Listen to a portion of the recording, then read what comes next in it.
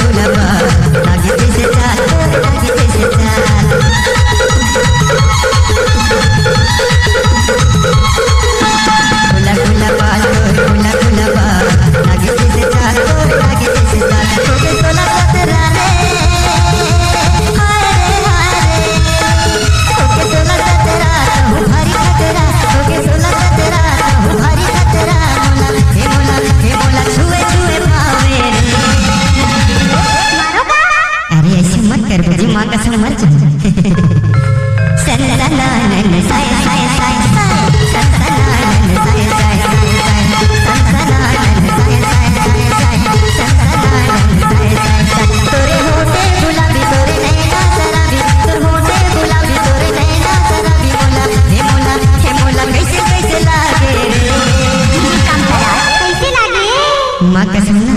धोकर पुकुर जगह ऑफिस कसम से माँ कसम सच जी हम ऐसे कहा था ते मुझे जान छोड़ दे कहा था जी नहीं छोड़ूंगा नहीं छोड़ो ना नहीं टिकरे लेकर जाने जी काम करा लगे थाए थाए थाए